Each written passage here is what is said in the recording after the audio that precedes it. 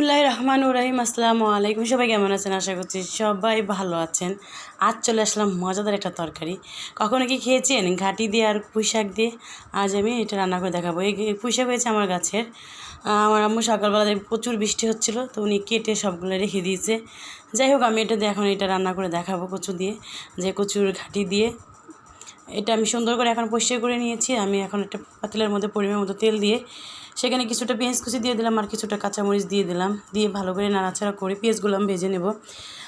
অনেকেই বলবেন যে এটা আবার কেমনভাবে রান্না করে কেমন খায়, বিশ্বাস করেন। আর এটা হচ্ছে চিংড়ি মাছ আর চিংড়ি মাছের খোসা। এটা আমি ভালো করে পাটাতে বেটে নিয়েছি, একদম মিহি করে বেটে নিয়েছি। এর জন্য তরকারিটা এত মজা লাগবে। যাই হোক, আদা রসুন জিরা একসাথে করে আমি চিংড়ি মাছ ইয়েটা যখন বেটে নিয়েছি তখন আমি একটু একটু করে সব বেটে নিয়েছি। তা দিয়ে দিয়েছি, তার মধ্যে বাটাগুলো দিলাম। তারপর দিয়ে দিচ্ছি হলুদের গুঁড়া 1 চা চামচ, আর সাথে দিয়ে দিচ্ছি লাল মরিচের গুঁড়া 2 চামচ, কারণ একটু ঝালঝাল করব। ধনিয়া গুঁড়া 1/2 চা চামচ, লবণ পরিমাণ মতো দিয়ে আমি সুন্দর করে নাড়াচাড়া করে নেব। বিশেষ করে এই তরকারিটা কিন্তু খেতে অনেক অনেক টেস্টি হয়। কচুর ঘাটি দিয়ে পুঁই শাক, আর সাথে তো চিংড়ি মাছ আর চিংড়ি মাছের পাগুলো, এগুলো আমি বেটে দিয়ে দিয়েছি। যাই হোক, মশলাটা ভালো করে ঢেকে কষিয়ে নিয়েছি।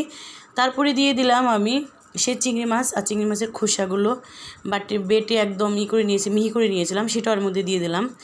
দিয়ে এখন একটু পানি দিয়ে ঢেকে আমি রেখে দেবো। এটাও একটু কষাবো আমি, কারণ যেহেতু চিংড়ি মাছটা পরে দিলাম, চিংড়ি মাছের বাটাটা, এর জন্য আমি আরেকটু পানি দিয়ে আবারও কষায় নিচ্ছি। যাই হোক, কষানো শেষ, কি ধোয়া উঠতেছে।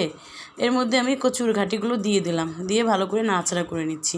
কত আটালো আটালো ভাব এখনই হয়ে গেছে, সুন্দর একটা গ্রান বের হয়ে গেছে।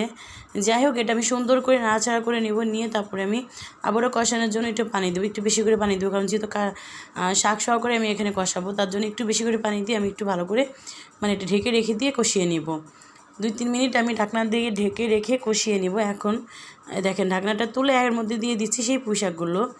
কত সবুজ শাকগুলো, একদম আমার কিন্তু এগুলো গাছেরই শাক। যাই হোক, এগুলো সবগুলো দিয়ে ভালো করে নাড়াচাড়া করে আমি আবারও ঢেকে দিব।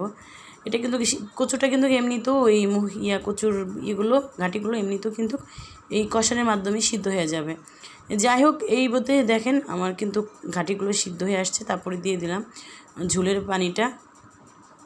একটু কালারটা অন্যরকম কেন লাগছে না, চিংড়ি মাছটা বাটার পর তো এটা দেওয়ার পর একটু কালো কালো টাইপের হয়ে যায়।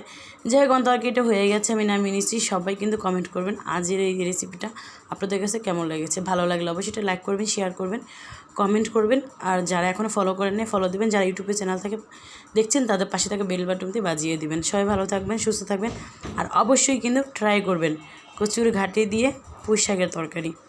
আল্লাহ হাফেজ।